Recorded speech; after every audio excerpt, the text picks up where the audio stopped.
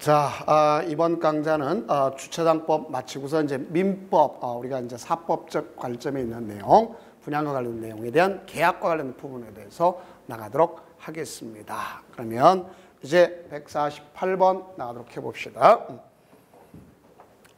다음 중 기계식 주차장에 대한 설명으로 잘못된 것은 그랬습니다.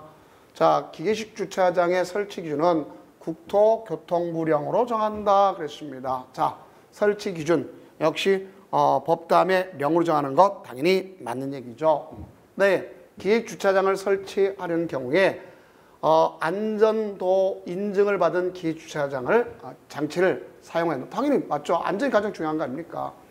네, 3번에 보면 기획 주차장 관리자 등은 대통령이 정하는 일정 규모 이상의 기계식 주차장 장치가 설치된 주차장 이용자의 안전을 위해서 기계식 주차 장치 관리인을 둘 수 있다. 자, 우리가 보면 안전 문제이기 때문에 can의 의미를 둬서는 안 되겠죠. 그죠? 그래서 이거는 둘 수 있다가 아니라 can이 아니라 must, 소위 둔다 이렇게 가져가야 되는 것을 알 수가 있겠죠. 자, 이게 됩니다. 다음 4번 보면 보수업의 등록을 한 자는 그 업무를 수행하면서 고의 또는 과실로 타인에게 손해를 입힐 경우에 그 손해에 대해서 배상을 보장하기 위해서 보험에 가입한다. must 맞죠? 그래서 기본적으로 이런 내용이 되는 것을 알 수 있습니다. 그다음에 또 이제 기계 주차의 가장 문제는 자, 우리가 좀 문제가 있는 게 맞죠? 아무리 좋더라도 장치의 운영 방법을 모르면 안 되니까 그러기 위해서는 그 식유니치의 이용 방법 안내문을 가서 부착하도록 must 부착하여야 한다 하는 것을 아시면 되겠죠. 그래서 정답은 바로 3번이 틀렸구나 하는 것을 아시면 되겠죠. 다음 149번 보도록 해봅시다. 다음 중 기계식 주차장에 대한 설명으로 잘못된 것은 무엇인가? 자, 기계 주차장의 관리인의 자격, 임무, 안내문의 부착 위치, 세부 내용 등의 필요한 사항. 조례를 정하면 안 되겠죠. 이거는 우리가 앞서 이야기했던 것처럼 이 자체를 갖다 조례를 정하는 게 아니라 이걸 국토교통부령으로 정하도록 되어 있습니다. 이 자체를. 자, 그래서 이게 틀렸네요.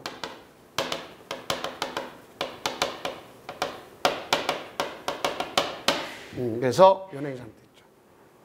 여기는 2번처럼 앞서 얘기했던 거 마찬가지죠. 가서 이용을 하는 방법을 안내문을 부착하도록 must 돼 있고 관리를 두어야 되는 걸 볼 수 있겠고 보수업자는 가서 영업을 휴업, 폐업 또는 재개한 경우에 국토위 정하는 바에 따라 시장구청장에 뭐한다? 신고하도록 되어 있는 걸 볼 수 있잖아요. 신고하여야 한다. 당연히 맞는 의미로 봐줘야 되겠죠. 그래서 정답은 1번이 틀렸다 볼 수 있겠죠. 법제화되는데 조례면 안 되는 것을 알 수 있습니다. 다음 이제 150번. 다음 중 부설 주차장에 설치된 기계식 주차 장치의 철거 사유에 해당하지 않는 것. 자, 철거를 해야 된다. 철거 사유단 말이에요. 그러면 기계 주차 장치가 노후화됐다. 노후 등의 이유로 작동이 불능. 당연히 작동 불능 철거해야 되겠죠. 그렇죠? 그러면 이건 당연히 맞는 거고. 그 다음에 2번 기계식 주차 장치가 고장된 이유로 작동이 불가능. 당연히 그렇죠. 시설물의 구조가 철거가 불가피한 경우. 자, 기계식 주차 장치의 관리인을 두지 않으면 법에 의해서 처벌받을 것이 그걸 갖다가 철거할 필요가 없는 거 아닙니까? 그렇죠? 그래서 정답은 바로 4번이구나 하는 걸 알 수 있겠죠.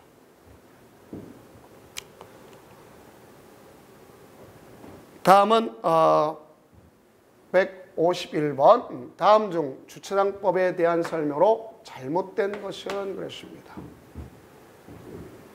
자, 우리가 주차장법에 대해 잘못된 것 1번 보면 특별시장, 광역시장, 시장구청장에 받은 주차요금 등은 주차장의 설치, 관리, 운영 외의 용도 아니죠.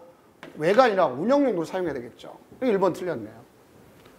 국토교통장관은 주차장의 구조 설치 기준의 제정, 기계식 주차장의 안전 기준의 제정, 그 밖에 주차장의 설치, 정비 및 관리에 관한 정책 수립하여 필요한 경우에 노상 주차장 관리자, 노외 주차장 관리자, 기획 주차장 관리자 등에게 노상 주차장 노회 주차장, 부설 주차장의 설치 현황 및 운영 실태 자료를 요청할 수 있는 거 맞고, 특별시장관시장 시장군수구청장은 주차장의 설치 및 효율적인 관리 운영을 위하여 필요한 경우는 지방공기업에 따른 지방공기업을 설치 운영할 수 있다. 맞죠? 다음, 특별시장관시장 시장군수구청장은 주차장을 효율적으로 설치 및 관리 운영하기 위해서 주차장 특별회계를 설치할 수 있다. 당연히 맞는 얘기 아닙니까? 그렇죠? 그래서 정답은 1번이 틀렸구나 하는 것을 알 수 있겠죠. 그 목적 외로다 써서는 안 되는 유용이 되는 거죠. 그래서 외 사용할 수 없도록 주차장 요금 제한이 있다는 걸 알 수 있습니다. 다음 이제 주차장법에 근거해서 봤을 때 우리가 보게 되면 이제 그 몇 가지 마지막 번이 될 수 있는 내용과 마찬가지겠죠. 그래서 주어지면 이제 벌칙 조항이 2개 있습니다. 자, 152번 다음 중 주차장법의 벌칙에 대한 설명으로 잘못된 것 그렇습니다. 1번 시장구청장은 원상회복 명령을 받은 후 그 시정기간 이내에 그 원상회복 명령을 이행하지 않은 시설물의 사용자 또는 부설 주차장의 관리 책임자에 대해서 이행강제금을 부과할 수, 이행할 때까지 반복 부과하는 거죠. 그렇죠? 이걸 갖다 이행강제금 당연히 맞는 의미로 우리가 볼 수 있지 않습니까? 정당한 의미죠. 자, 그래서 되겠습니다. 다음 2번 이행강제금을 부과하기 전에 상당 기간을 정하여 해당 명령이 그 기간까지 이행되지 아니한 경우는 이행강제금을 부과 징수하는 뜻을 미리 문서로 알려준 걸 계고, 맞죠? 계고해야 된다. 3번 법인의 대표자나 법인 또는 개인의 대리인, 사용인, 그 밖의 종업원이 그 법인 또는 개인의 업무에 관해서 위반 행위를 하면 그 행위자를 벌하는 외에 그 법인 또는 개인에게도 해당 조문에 벌금형을 과하며 법인 또는 개인이 그 위반 행위를 방지하기 위하여 해당 업무에 관해서 상당한 주의와 감독을 게을리하지 않은 경우에도 그렇죠. 아니죠. 분명히 이렇게 상당한 주의 의무를 해줘야만 면제되지, 그렇지 않으면 게을리하지 아니었다 그러면 부과시킬 수 없죠. 병과가 안 되는 거 아닙니까? 그래서 앞에 했던 내용과 같은 동일한 의미라고 볼 수 있겠죠. 그래서 틀렸습니다. 다음 4번 시장군수구청장은 원상회복 명령을 받은 자가 그 명령을 이행하는 경우에는 새로운 이행강제금의 부과를 중지하되 이미 부과된 이행강제금을 징수해야 된다. 그래서 중단하지 않죠. 그래서 이행했다 그러면 새로운 것만 중단하지 이미 부과된 것은 징수하도록 되어 있다는 것을 아시면 될 거 아닙니까? 자, 그래서 정답 3번.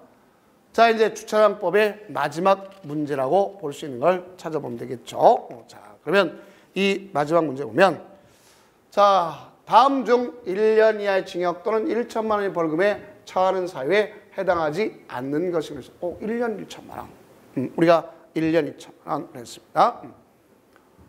부설 주차장을 주차장 외 용도로 사용한 자, 이거 좀 중한 범죄 아닙니까? 그죠? 중한 범죄라고 볼 수 있겠죠. 그래서 3년 이하의 징역 5천만 원.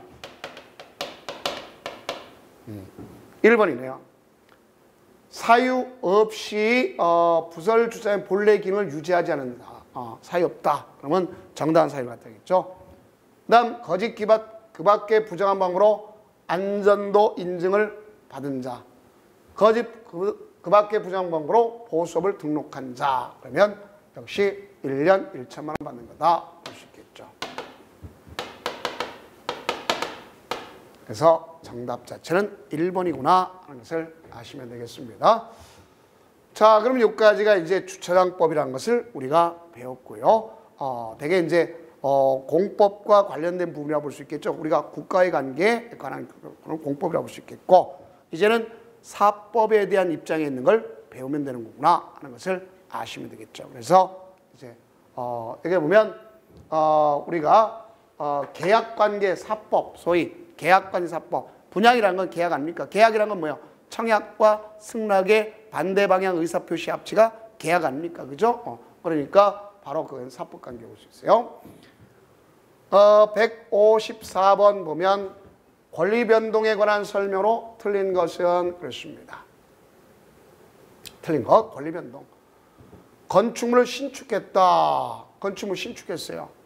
그럼 엎드려 원시 취득한 거나 마찬가지 아닙니까? 그렇죠? 그런데 자, 우리는 이때 가장 중요한 내용을 갖다 잘 알아두셔야 됩니다. 자, 건물 신축했다는 원시 취득 최초. 그럼 뭐 했어요? 보존 등기 같은 걸 해줘야 되겠죠, 그죠? 자, 그다음 갑이 을의 소유의 토지를 저당을 잡은 경우, 저당을 잡았다 그랬어요. 이건 저당을 잡은 건 소유권의 저당권을 설정한 거죠. 그렇죠? 그러니까 무슨 계약이 됐으면 설정 계약이구나 할 수 있겠고, 설정적 승계. 그다음 3번 우리가 1순위 저당권이 소멸되어 2순위 저당권이 순위 승진하는 경우 이는 권리의 내용상 변경이다. 분명히 틀렸네요. 내용이 아니라 자, 여기 보세요.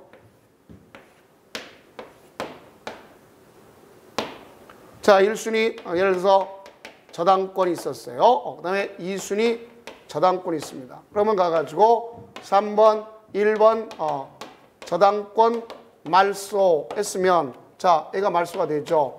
이거는 내용이 바뀐 게 아니라 그렇죠? 내용이 변경이 아니라 우리가 기본적으로 작용이 변경한다고 볼 수 있겠죠. 그래서 작용 변경, 권리 변경 중에 작용.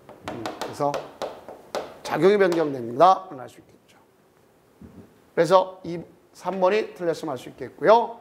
자, 갑이 소유한 가옥을 을에게 매각했다. 그러면 을에게 매각했어요. 그러면 그 소유권은 상실하지만 이거는 소유권 상실은 건물 가옥은 있잖아요. 그죠? 절대적인 게 아니라 상대적인 거죠. 그런데 건물이 만약에 화재가 났어. 없어졌죠. 절대 소멸 아닙니까? 이렇게 보시면 되겠죠. 그래서 우리가 보게 되면 권리 변동은 권리의 발생이 있고 또 변경이 있고 소멸이 있다는 걸 알 수 있습니다. 그래서 발생은 여기 있는 것처럼 발생, 이건 발생.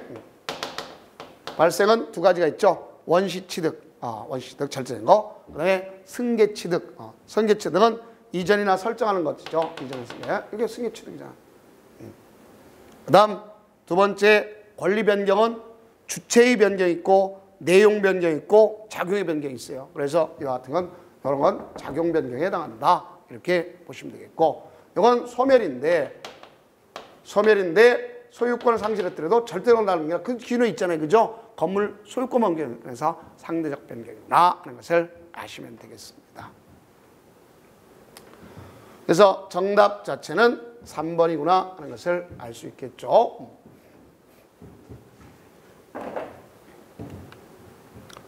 자, 다음은 이제 155번. 다음 중 원시 취득이 아닌 것 그랬습니다. 원시 취득이 아닌 걸 고르시오. 이거나 마찬가지겠죠.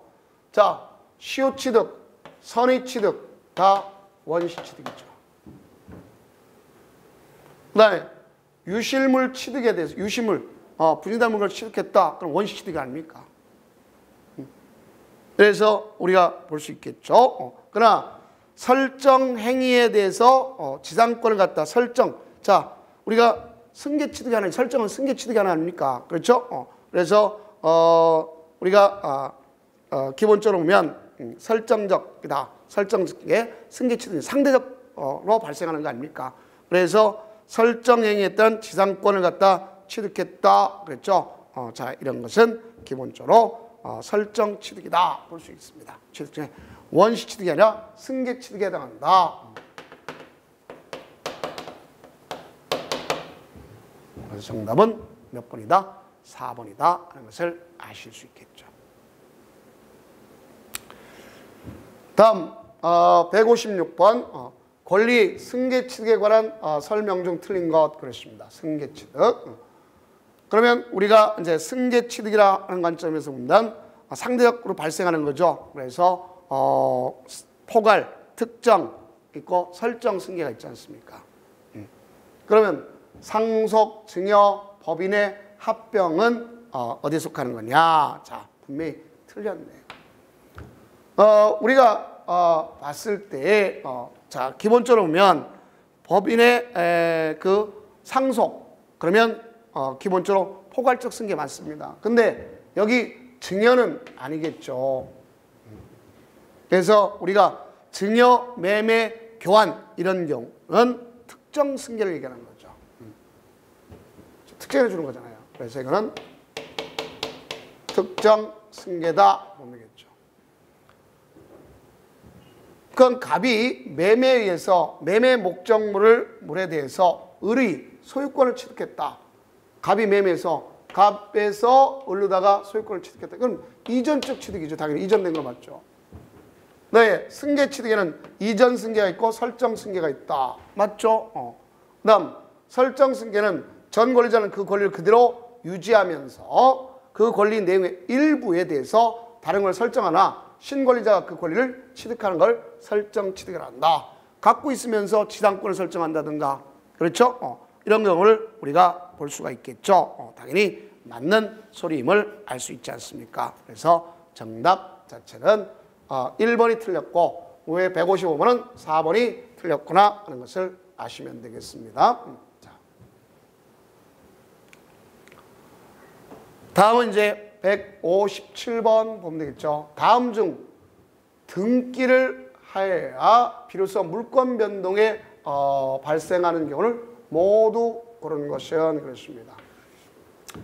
자, 이거는 민법 제186조는 법률 행위에 의한 경우는 등기가 돼야 물권 변동이 일어나는 거고 민법 제187조의 경우는 법률 규정에 의하면 등기 없이도 물권 변동이 일어납니다만 나중에 등기는 처분 요건일 수도 있죠.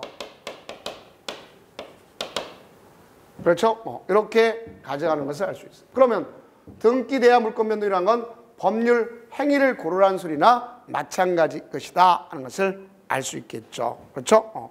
자, 그러면 여기 봅시다. 부동산 매수인이 매도인을 상대로 부동산 소유권 이전 등기 절차 이행을 청구하는 소송을 제기해요. 원고 승소 판결을 받았다.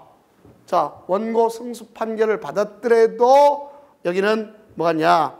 판결에서 이전 등기를 해야 되는 거예요. 그래서 여기는 판결에 따른 이전 등기가 이루어져야 된다는 걸 알 수 있습니다. 그 다음 지방자치단체 토지를 수용했다 그랬습니다. 자, 이 수용은 바로 뭐예요? 보상금을 지급한 날 당일 이루어지죠.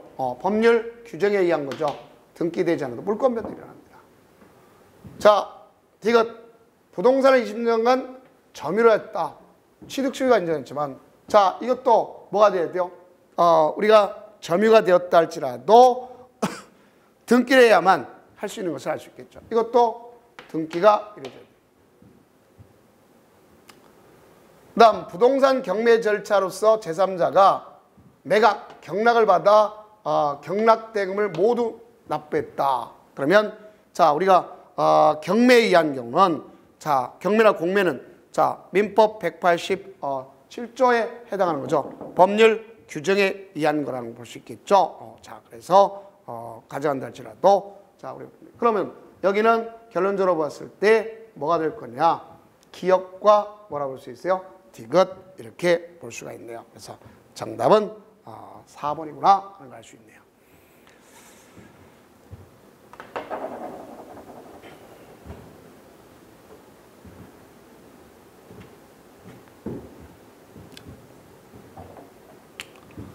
자, 다음은 이제 158번 나가도록 하겠습니다. 부동산 물권 변동에 관한 다음 설명 중 틀린 것 그랬습니다. 다툼이 있으면 판례에 의한다 그랬어요. 판례에 의한다. 다툼이 판례에 의한다. 다툼이 판례에 의한다. 이렇게 이야기해 볼 수 있어요. 갑이 자기 소유의 물건이 멸실되어 다시 신축했다. 그러면 갑이 기존 건축물의 보존 등기를 한 경우에 그 등기는 무효다 그랬습니다. 그러면 이거 보세요. 여기 와서 멸실됐어. 그래서 다시 오면 다시 보존 등기를 해야 될 거 아닙니까? 근데 기존 건물을 갖다가 유용했다. 그러면 그 등기는 무효다. 당연히 맞는 표현이라는 걸 알 수 있습니다. 그렇죠? 그 다음에 2번에 보면 갑이 자기 소유 토지에 대해 을과 토지 소유에 대해서 갑이 을과 을에 갖다가 지상권을 설정 계약을 맺었어요. 근데 을이 그 등기를 하기 전에 여기 지상권 설정 등기를 하기 전에 갑이 병에게 매매해서 양도했습니다. 그럼 을은 지상권을 취득하지 못한다. 맞죠? 왜냐하면 자 우리는 분명히 이것은 계약에 의한 거잖아요. 그죠? 그러면 뭐가 돼요? 등기가 돼야 되어진다는 걸 알 수가 있겠죠. 그래서 역시 마찬가지입니다. 그래서 옳은 표현이겠죠. 그 다음 갑이 자기 소유의 부동산에 대해서 이중으로 보존 등기를 끝냈다는 거죠. 네, 나중에 격려된 보존 등기를 을에게 소유권 이전 등기를 격려한 경우 을은 취득한다. 자, 보세요. 우리가 일물일권입니다. 일물일권이고 하나에 대해서 두 개가 양립할 수 없잖아요. 그렇죠? 그래서 이중에 보존 등기를 갖다가 격려했다 그러면 우리는 부동산 등기법상 일물일권주의로서 1부동산 1용지를 채택하는 거죠. 1부동산 1용지를 채택하는 겁니다. 그건 이렇게 채택하기 때문에 알겠죠? 채택하기 때문에 뒤에 한 등기는 무효고 먼저 행한 등기가 유효라는 것이 판례의 입장입니다. 알겠죠? 그래서 결국 이게 틀렸네요. 취득할 수가 없습니다. 4번 갑이 자기 소유의 X 부동산을 을에게 매도한 계약을 체결했는데 소유권 이전 등기를 Y 부동산으로 격려된 경우 자 Y 등기했다. 그러면 결국 이거는 목적물 자체가 잘못됐죠. 그죠? 그러면 무효다 하는 거 당연히 맞죠. 그래서 정답 자체는 바로 몇 번이다? 바로 3번이구나 하는 것을 아시면 되겠습니다. 자, 그러면 이제 160번까지 하고 이번 강의를 마치도록 하겠습니다. 자, 159번 갑으로부터 겨우 기초공사만 건물을 매수한 을은 건물을 완성했다. 미등기인 동안 갑이 자기 명의의 보존 등기를 한 후 그랬습니다. 갑이 그 다음에 다시 병에게 매도했고 병은 병에게 이전 등기를 완료해줬다면 자 우리가 보세요. 갑이 여기다가 기초가 된 것만 해서 가서 이걸 갖다가 갑이 을한테 가졌는데 얘가 매수해서 완성을 했어. 그리고 얘는 이미 걷다가 보존 등기를 해버렸어. 그리고 이걸 갖다가 병한테 판매를 했단 말이죠. 매매를 했습니다. 그러면 이 사람은 완료가 됐지만 자 이때 다음 중 가장 타당한 것은 무엇이냐 그런 거죠. 을은 정당한 소유자이므로 을은 정당한 소유자이므로 등기 명의인인지 여부나 병의 선악과 관계없이 소유자이다. 자 여기 보세요. 아직까지 이게 되지 않았잖아요. 그죠? 목적물이 없잖아요. 근데 이 사람이 완성했으니까 이게 원시 취득하는 거 아닙니까? 그렇죠? 그래서 우리는 민법상에 가장 봐봐요. 등기의 공신력 인정합니까? 안 합니까? 안 하는 거죠. 자, 실체관계 부합된 거는 여기는 이미 없잖아요. 그죠? 실체관계 부합된 거 이 사람이 완성시켰잖아요. 그렇죠? 그럼 답은 1번이구나 하는 걸 정확하게 알 수 있겠죠. 그렇죠? 그래서 정답은 이겁니다. 자, 그 다음 마지막 160번 해봅시다. 다음 중 물권 변동의 등기가 요구되는 물권이 아닌 것 그랬습니다. 물권 변동의 등기 없이도 물권 변동이 이루어지는 경우가 있는데, 자, 그건 어떤 경우냐? 한번 보시겠죠? 자, 그럼 우리가 보면 소유권, 지상권, 지역권 되지만 유치권은 뭐라고 볼 수 있어요? 바로 등기 대상이 되는 것은 아니면 할 수 있겠죠. 그죠? 자, 그래서 정답은 4번이구나 이렇게 이해하시면 되겠습니다. 자, 그러면 이제 나머지 관련 등기에 관해서는 다음 강좌에 걸쳐서 나가도록 하겠습니다. 고생 많으셨습니다.